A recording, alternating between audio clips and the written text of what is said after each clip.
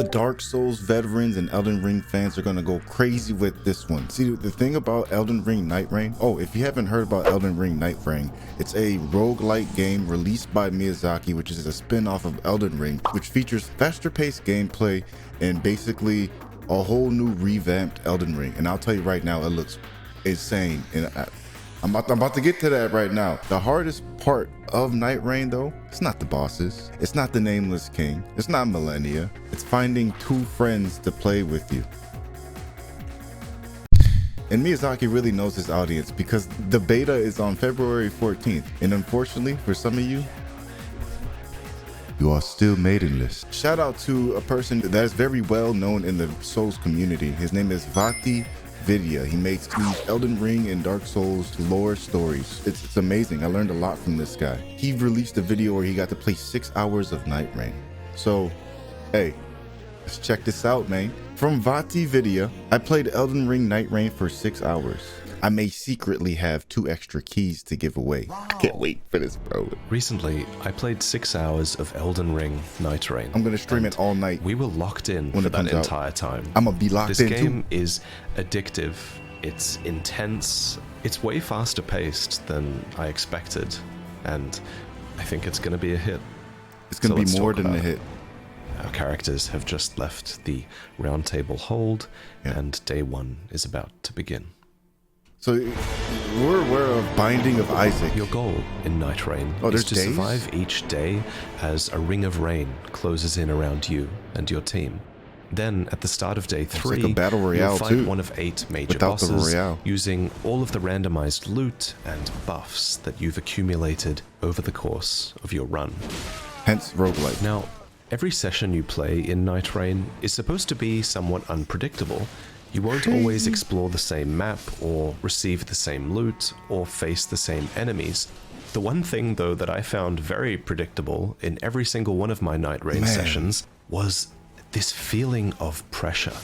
Not only that, I get this feeling of, like, it's still Elden Ring. I thought it was going to be like a top-down type thing, spin-off, but it's the same perspective, just Elden Ring with mods and revamped, pretty much. Miyazaki, you genius. Pressure not just to survive, but the pressure to get stronger. Because if you don't get powerful fast, there's no way you'll defeat the final boss. Exactly, that's the point of roguelikes. And that's my second pause. I have 3 pauses for this video. And I'm just saying, I can't wait to find the optimal build and just go crazy on these bosses. You can kind of see that pressure in action here. These characters just rested at a grace and leveled up and ran because the rain is coming and you don't have much time. The rain is falling. The sky is falling, Chicken Little. In our playthrough session, we would have to make these split-second decisions about where to go and what to do, and most importantly, whether we had the time to do it. So often it was a choice between defeating a boss and claiming its loot, or running away and living to fight another day.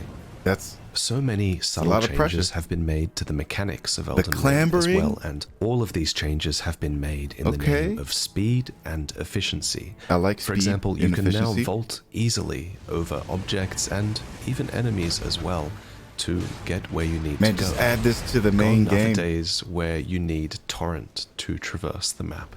Now you can press L3 to activate a powerful sprint, and you can also activate spirit springs on foot, which vault you so high up into the air.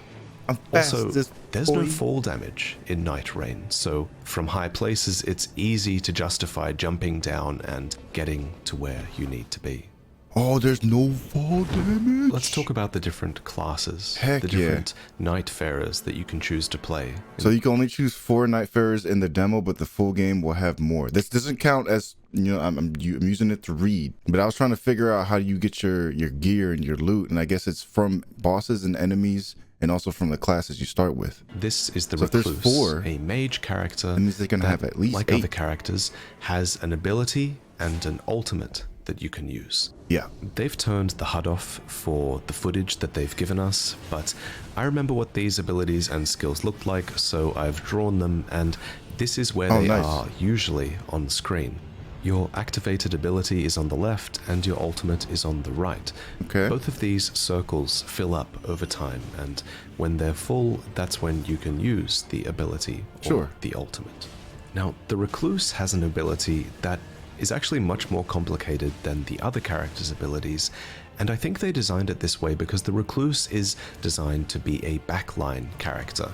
In Nightreign, the spells you cast are tied to the weapons you pick up. So you usually only have 1 or 2 or 3 or 4 spells on hand.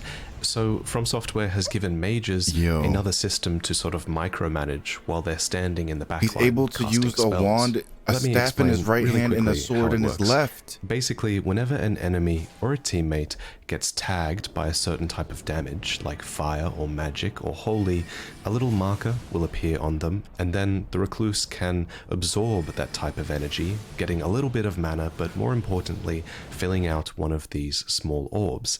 Then, when you've acquired 3 elements, you can unleash the Recluse's ability, so you're generating like an avatar. a unique spell based on the combination of elements you've acquired. Yo, Miyazaki, what are you cooking? A huge part of this character's skill expression is going to be understanding intuitively what these different combinations of spell are and whether you're in the right position to cast them. And this is just this character's ability.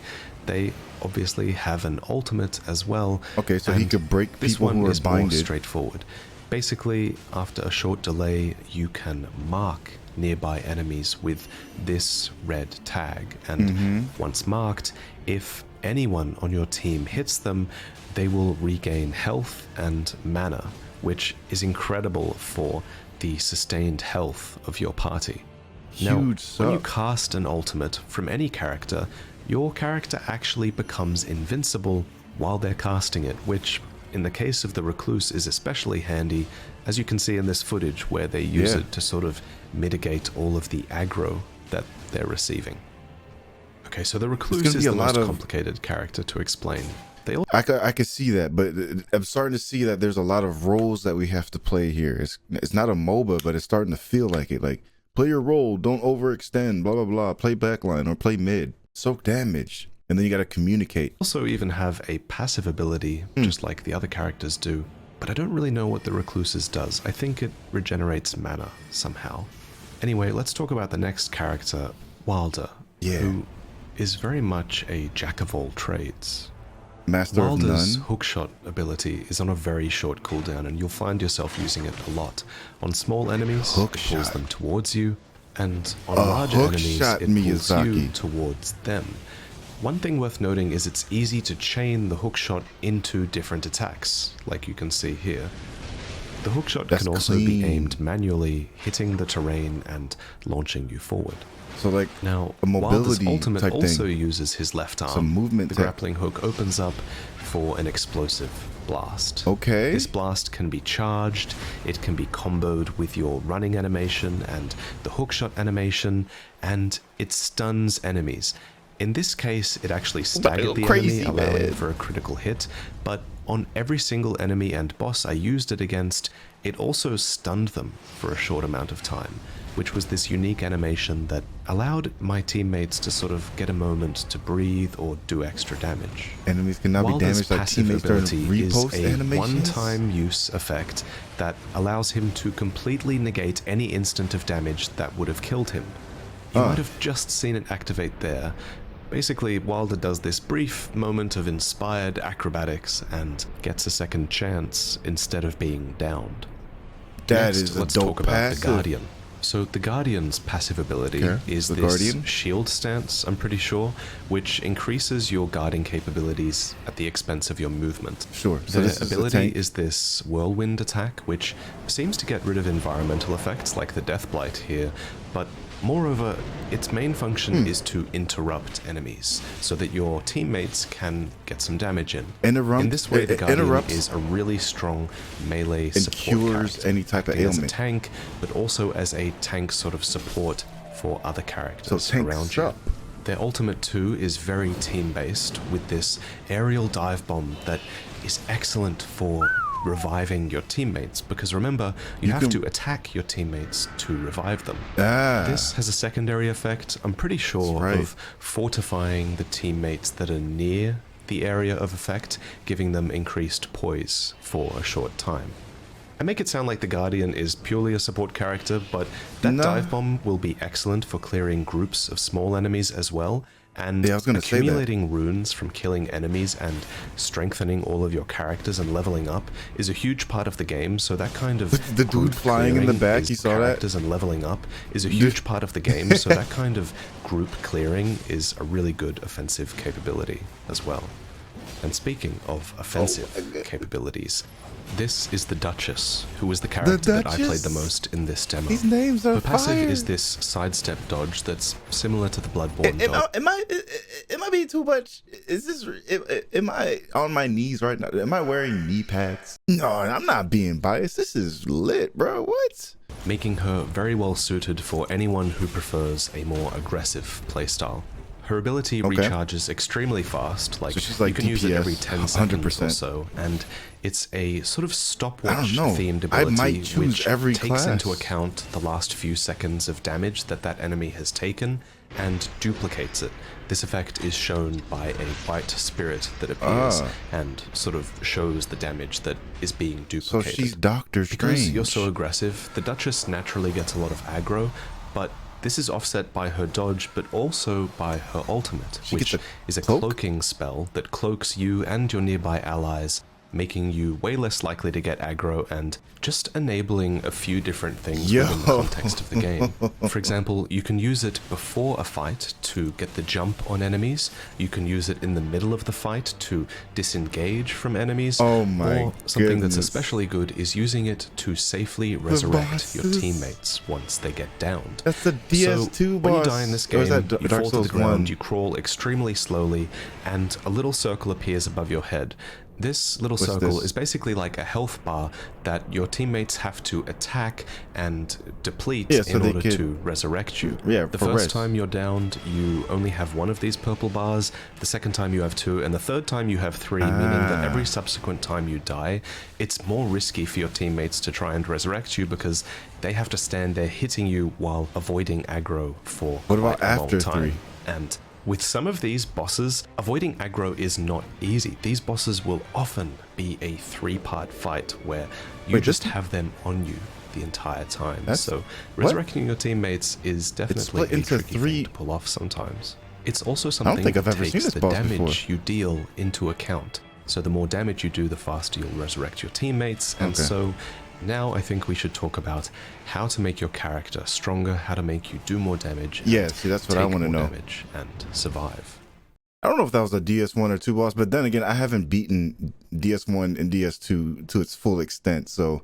Okay, so the footage they gave us is really quite good. It does a good job of showcasing things that are important to the game. But RP walking like this is not one of them. If you did this in game, your teammates will scream at you like, you don't have time to do this kind of thing. You are evaluating weapons and items and stats as fast as you can, because you also have to think about where to go next, and yeah, it's just crazy. So a big part of skill expression is being able to look at a weapon and saying, okay, this suits my build. Okay, I'm going to work towards this, or I'm going to leave this one behind. How do you know what build you want? I'm going to give this one to a teammate, that sort of thing. And a part of what makes this so much simpler than Elden Ring, but also so much more complex, is that, yes, weapons have been simplified in the sense that they have one number associated with the damage they do, and it's quite clear if they inflict a status effect like Scarlet Rot. It's obvious if you've played the base game which skill is tied to the weapon, but what makes this so much more complex is that every single piece of equipment now comes with passive buffs that affect your character even if the weapon isn't actually in your hand. So you have 6 weapon slots in this game, and you want to fill every single one of them because every weapon will confer a different passive buff that will affect the main weapon that you have in your hand. So say, for example, these 3 armaments drop for you. Which ones would you take with you? All If you're of playing them. a melee character, the Tree Spear might be great because it actually has a really good charge attack and it increases the damage that charge attacks do. So you might want to base your build more around a charge attack playstyle. Or if you have the Duchess on your team, you might want to grab the Bleed weapon because Bleed seems to synergize really well with the stopwatch ability that duplicates damage. Being able to spot these synergies in an instant There's a lot to try learn, to but I'm make your taking it build in. on the fly was a really big part of what made this game so fun to me. You should also be evaluating consumables because you can only carry 4 stacks of any one consumable at any one time, and consumables are really good 4 now. stacks of one? Firebombs are now handheld nukes that can be thrown in midair, and weapon buffs can be applied to any weapon, and they're powerful, so bear that in mind. Another thing that's really important The builds is are gonna go ideally crazy. you'll have someone on your team who's really good at quickly evaluating where it will be best to go next. There are a lot of important landmarks in this game, and many of them will be recognizable across multiple sessions. For example, you see that black rise off to the right there? Yo. So if you solve the puzzle and make your way to the top, The you'll puzzle. get a choice There's of puzzles. 3 armaments and or buffs to choose from, which usually is a reward that's exclusive to when you kill bosses in this game. So basically every landmark has a boss within it, but some have interesting things as well, like we're currently diving down to Kenneth Heights Castle, which showed up a few times for us in our run, and inside this room, randomized? there was a map on the table, and when you interact with the map, it actually reveals points of interest that usually wouldn't be marked on the map. For example, the locations of these silver scarab beetles would show up, and whenever we defeated one of Ashes of these, War, a right? talisman would drop. Oh, Each talisman. character has 2 talisman slots, and being able to loot a talisman usually was a really big power spike for one member of our team. Yeah.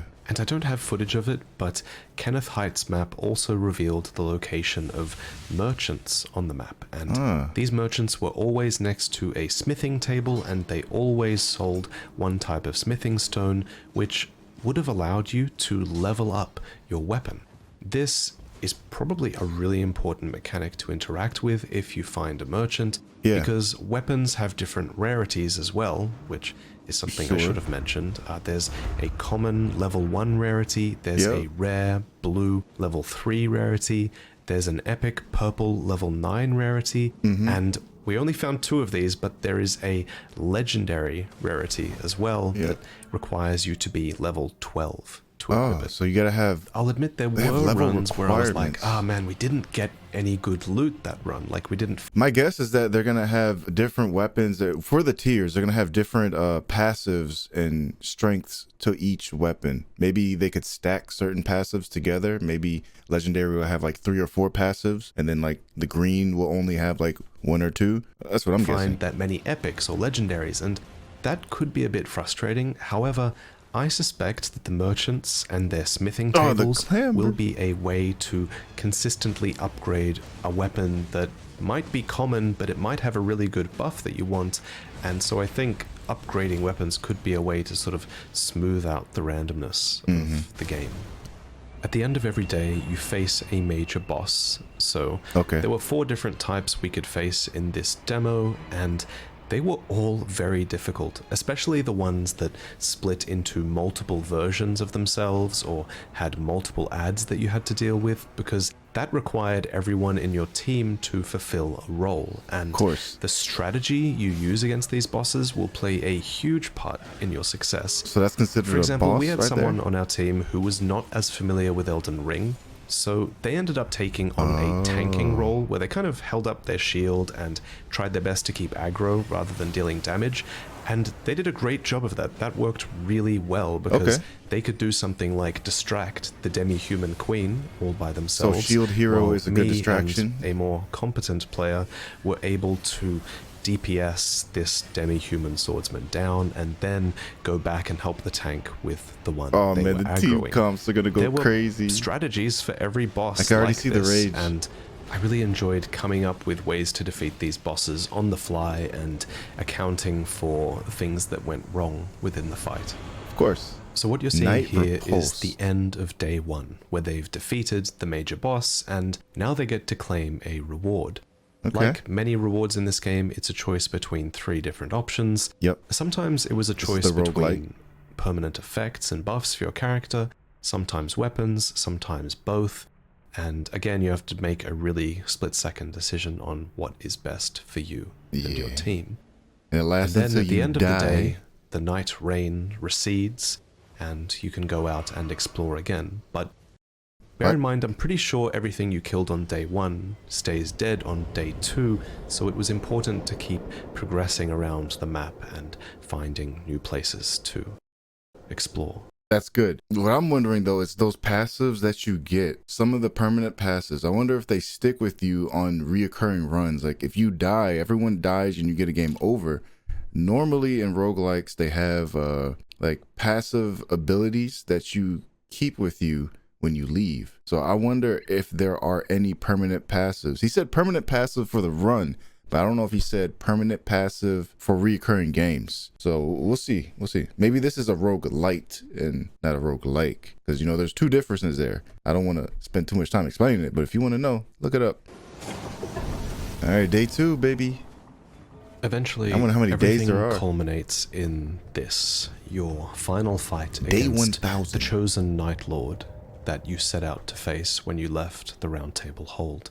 Oh, this looks clean. But I could already see the videos one. I survived 200 days in Elden Ring Nightreign. In this case, our final boss was called Tricephalus, a 3-headed hound that periodically would split into 3 parts, 1 for each member of your group. Dang, It's that's insane. in this boss fight and boss fights like this that you realize Nightreign really was designed for 3 people. Yep. Yes, they probably could have designed enemies so Hey. that they scaled with the amount of people in your party, but there's something to be said for not compromising on your boss design around that fact. You know, these bosses feel like they were designed to be you taken on remain with 3 cloaked people, with range and attacks. everyone in your party is supposed to have a different role in these fights as a result.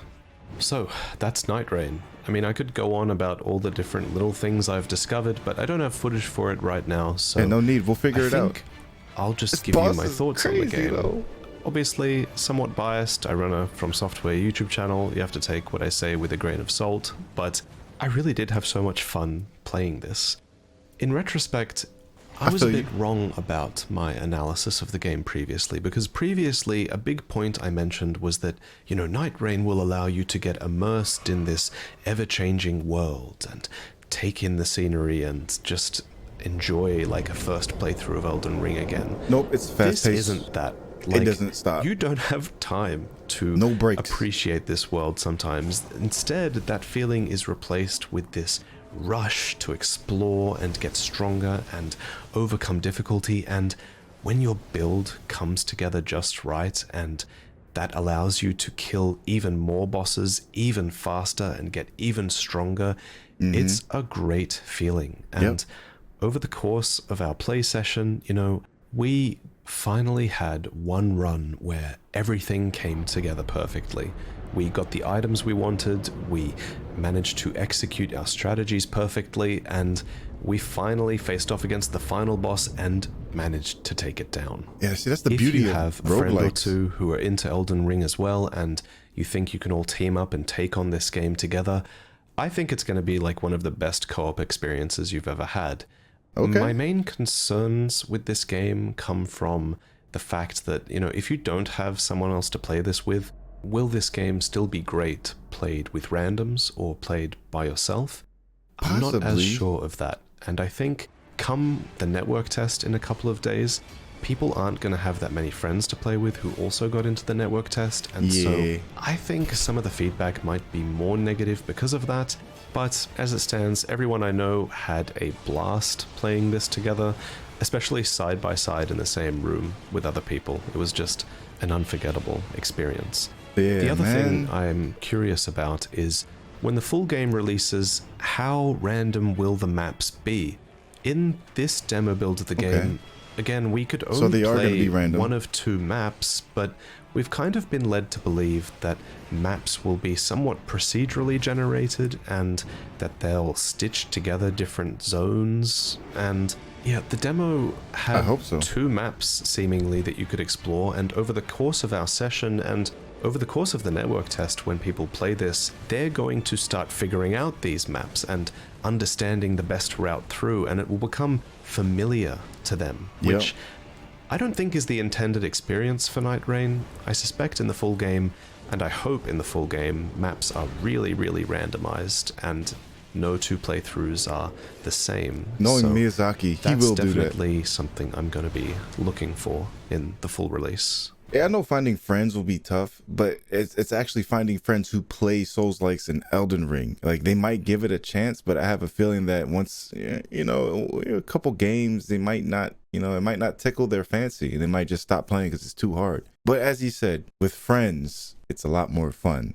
So maybe it would just be fun if you guys are bad. Who knows? You never know until you try.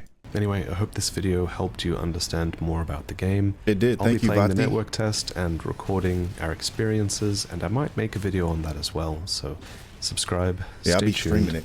Thank you to Bandai for flying me out and giving me this experience. Dang, they flew you out? Thank you for watching. Huge Bandai Namco W for that. They flew VaatiVidya out just so he could play Nightreign with his friends? That's so cool. One day. Now all I need is a maiden and some friends. Will you be playing Nightreign? Hey, let me know. Do you want to play Nightreign? Hey, let me know.